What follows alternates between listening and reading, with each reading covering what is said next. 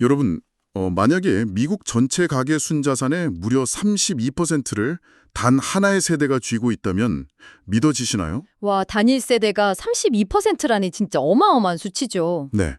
게다가 그 세대의 가구당 평균 자산이 180만 달러, 그러니까 우리 돈으로 약 24억 원에 달하거든요. 평균이 24억 원이라는 건 정말 상상을 초월하는 규모입니다.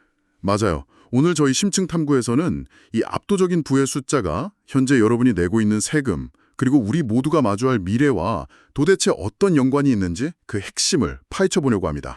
네, 오늘 저희가 심층적으로 분석할 자료는 2026년 3월 20일자로 발행된 김형래 편집장의 칼럼입니다. 제목이 아침마다 지혜의 300호, 번영의 주역으로서 시니어가 세대 상생의 길을 묻다 이거죠. 네, 맞습니다. 이번 시간의 미션은 아주 명확해요. 인류 역사상 가장 부유한 집단이 된 현재의 시니어 세대가 직면한 거시적인 책임이 무엇인지 뜯어보는 겁니다. 그리고 앞으로 다가올 미래 세대와 어떻게 상생할 수 있는지 그 구체적인 방법론도 원문을 통해 같이 분석해 볼 거고요. 그렇죠. 그런데 본격적인 이야기에 앞서서 여러분께 명확히 짚고 넘어갈 부분이 하나 있습니다. 아, 네. 그 주의사항 말씀이시죠? 네. 오늘 다루는 이 칼럼은 개인의 자립, 사유재산권, 그리고 국가의 재정 건전성을 최우선으로 삼는 명확한 보수적 가치를 바탕으로 쓰였습니다. 그래서 저희 두 사람은 특정한 정치적 입장을 지지하거나 대변하지 않는다는 점을 꼭 기억해 주셨으면 좋겠어요. 맞습니다.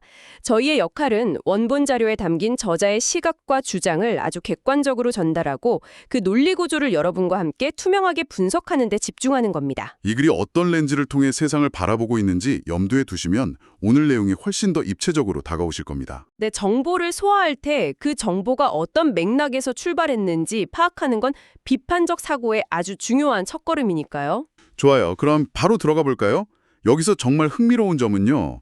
이 칼럼이 서두에서 던지는 숫자들이 우리가 평소에 시니어라는 단어에 대해 가지고 있던 고정관념을 완전히 뒤집어 놓는다는 거예요. 사실 보통 은퇴한 시니어층이라고 하면 경제활동에서 물러난 취약한 계층이라는 이미지가 강하잖아요. 그렇죠. 사회적인 돌봄이나 연금에 의존하는 그런 이미지요. 그런데 원문에서 인용된 월스트리트 저널의 보도 내용은 전혀 다른 현실을 보여줍니다. 아까 오프닝에서 말씀드린 그 충격적인 데이터 말이죠. 네, 65세 이상의 시니어층이 미국 가계 전체 순자산의 32%를 점유하고 있고 가구당 평균 자산이 24억 원이라는 이 데이터요. 이게 현재의 노년층이 거대한 자본의 실질적인 소유자라는 걸 증명하고 있는 거잖아요. 맞아요. 그리고 그 데이터를 바라보는 저자의 시각을 이해하는 게 이 칼럼의 핵심입니다. 저자는 이 거대한 부를 어떻게 분석하고 있나요? 저자는 이 부가 그저 운이 좋아서 혹은 시대적 타이밍이 좋아서 하늘에서 뚝 떨어진 게 아니라고 봅니다. 현재의 시니어들은 20세기 후반에 치열한 경제 성장기를 온몸으로 관통해온 세대라는 거죠. 아, 그러니까 평생 땀 흘려 일하고 아끼고 저축한 결과다. 정확합니다. 칼럼의 보수적 관점에 따르면 이 24억 원이라는 가구당 평균 자산은 철저하게 개인의 인내와 노력의 결실입니다. 자본시장에서 리스크를 감수해온 결과라는 거군요. 네, 개인의 자유와 사유재산권을 존중하는 시스템 안에서 철저한 책임감을 바탕으로 일궈낸 성과로 평가하는 겁니다. 그 성취 자체는 박수받아 마땅한 일이잖아요. 누구나 그렇게 안정적인 노후를 맞이하고 싶어 하니까요. 자, 이 부분을 한번 파헤쳐보죠. 시니어 세대가 이렇게 부유해졌다면 사회 전체적으로 볼 때 빈곤 문제가 해결된 셈이니 아주 긍정적인 일이어야 하잖아요. 이론적으로는 그래야 맞죠. 그런데 칼럼은 바로 다음 대목에서 전혀 예상치 못한 아주 날카로운 지표를 꺼내듭니다. 어떤 지표죠? 현재 국가의 예산 중에서 65세 이상 인구 1명에게 투입되는 정부 지출이 아동 1명에게 투입되는 지출의 무려 5배에 달한다는 충격적인 통계입니다. 와, 아동 1명 대비 5배요?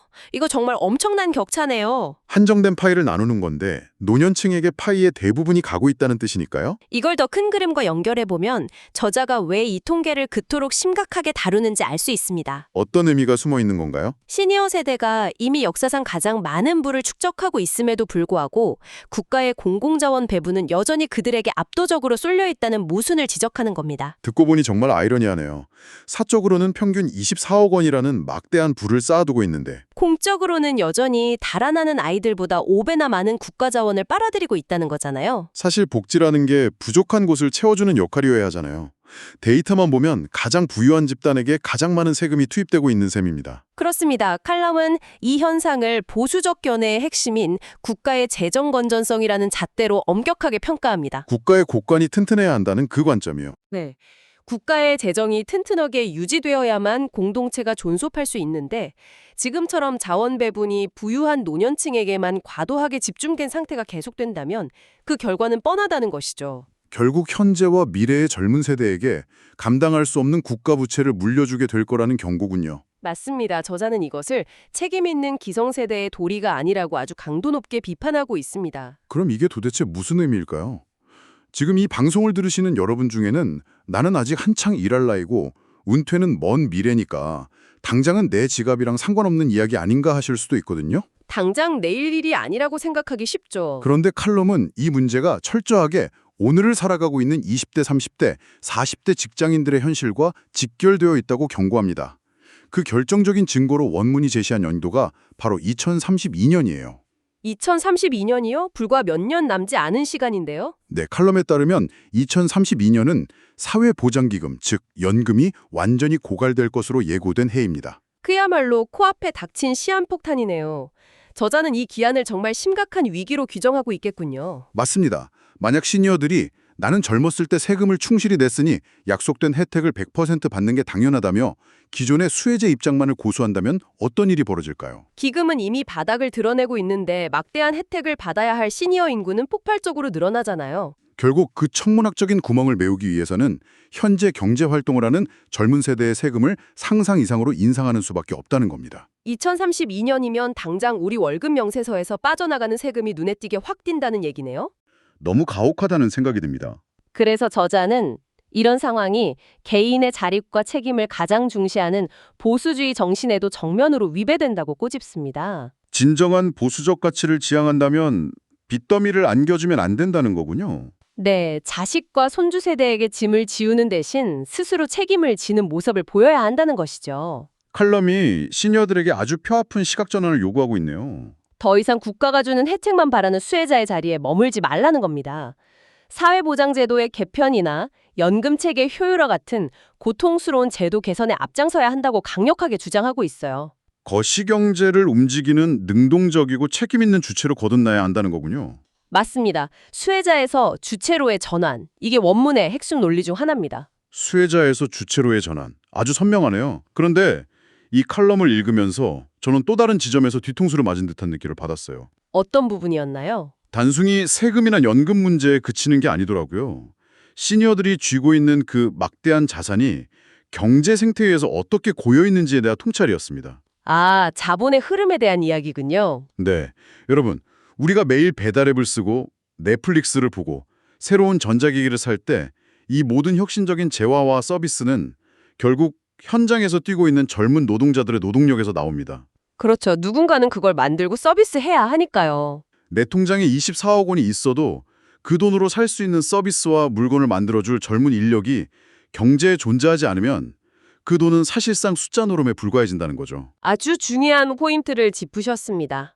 칼럼은 바로 그 노동시장의 구조적 변화와 자본의 흐름 사이의 딜레마를 정확히 조준하고 있습니다. 현장에서 일할 사람은 줄어들고 돈은 특정 세대에 몰려있는 상황. 네.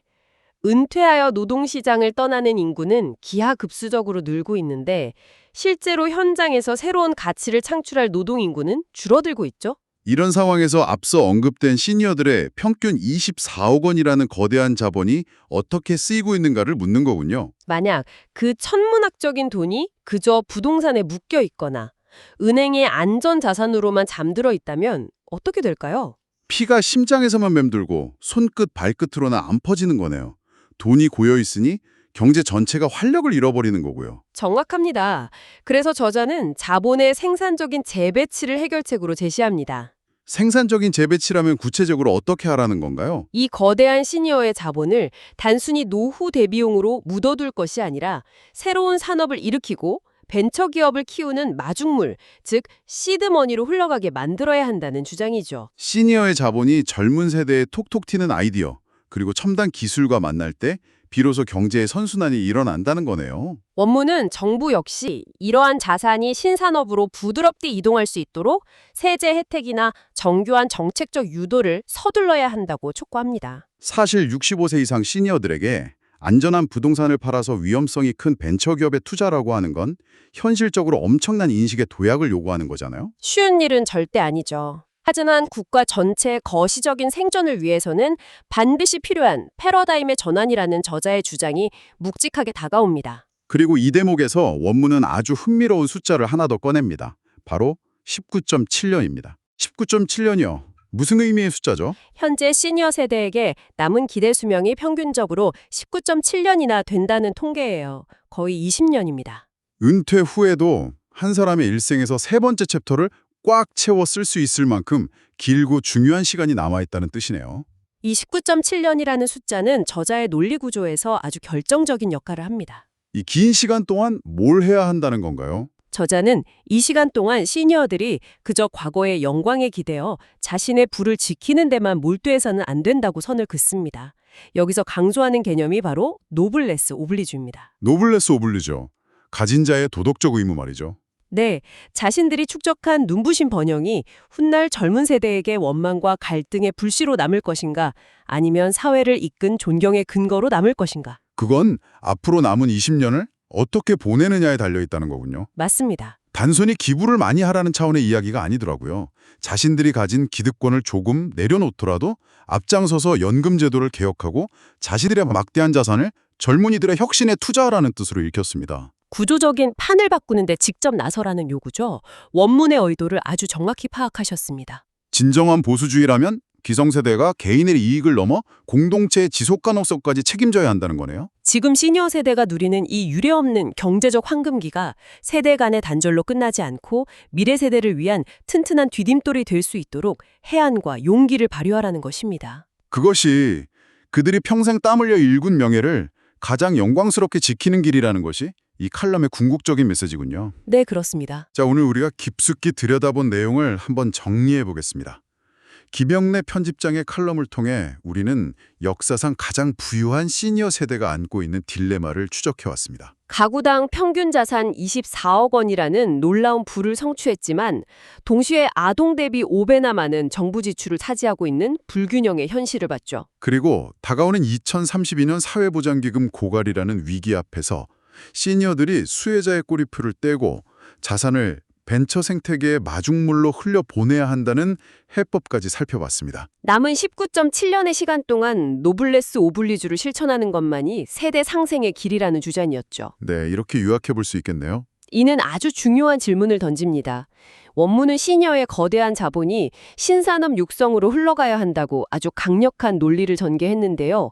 우리는 여기서 여러분 스스로 탐구해 볼 만한 아주 흥미로운 상상을 하나 해볼 수 있습니다. 어떤 상상이죠? 만약 원문의 제안대로 자본의 이동이 실제로 일어나서 미래 스타트업 생태계의 주요 벤처 투자자와 이사회 멤버의 대다수가 65세 이상의 시니어들로 채워진다면 과연 어떤 일이 벌어질까요? 와, 스타트업 이사회가 70대 엔젤 투자자들로 꽉 차 있는 장면이 그려지네요. 이거 정말 색다른데요? 한번 생각해 보시죠. 실리콘밸리 방식의 혁신은 기본적으로 빠르게 움직이고 실패를 감수하라는 젊은 도전의 문화에 뿌리를 두고 있습니다. 네, 일단 부딪혀보고 깨지면서 배운다는 마인드죠. 그런데 이 문화에 평생 치열하게 자산을 일구고 지켜오며 체득한 시니어 세대 특유의 노련한 리스크 관리 능력과 보수적인 투자 성향이 결합하게 되는 겁니다. 속도와 암정이 충돌하는 거네요. 맞습니다. 이 이질적인 만남이 과연 기존의 스타트업 문화를 어떻게 바꿔놓을까요? 스타트업의 혁신 속도를 늦추는 족쇄가 될 수도 있겠고, 아니면 거품을 빼고 훨씬 더 지속 가능한 기업을 만들어내는 새로운 형태의 혁신 2.0을 탄생시킬 수도 있겠네요. 바로 그 점을 여러분이 상상해 보시기 바랍니다. 세대 간의 자본이 이동하는 것을 넘어서 세상을 바꾸는 혁신의 방식과 비즈니스 철학 자체가 섞이게 될 수 있다는 거네요. 네, 정말 흥미로운 관전 포인트가 될 겁니다. 이거야말로 여러분이 오늘 출퇴근길에 혹은 산책하시면서 곰곰이 씹어볼 만한 아주 매력적이고 도발적인 화두가 아닐까 싶습니다. 오늘 깊게 파헤친 이 숫자와 논리들이 다가올 거시적인 경제 변화를 읽어내는데 큰 도움이 되셨으면 좋겠네요. 네, 오늘 저희가 전해드린 내용이 여러분이 매일 납부하는 세금의 흐름을 이해하는데 확실한 아하 모먼트가 되었기를 바랍니다. 세상은 이렇게 다양한 관점과 복잡한 논리들이 얽혀서 돌아가니까요. 저희는 다음 시간에도 흥미로운 자료로 찾아뵙겠습니다. 다음 이 시간에도 여러분의 지적 갈증을 시원하게 해소해줄 놀랍고 깊이 있는 자료들을 잔뜩 쌓아두고 기다리겠습니다. 오늘 하루도 여러분의 일상 속에서 새로운 통찰이 반짝이기를 응원합니다.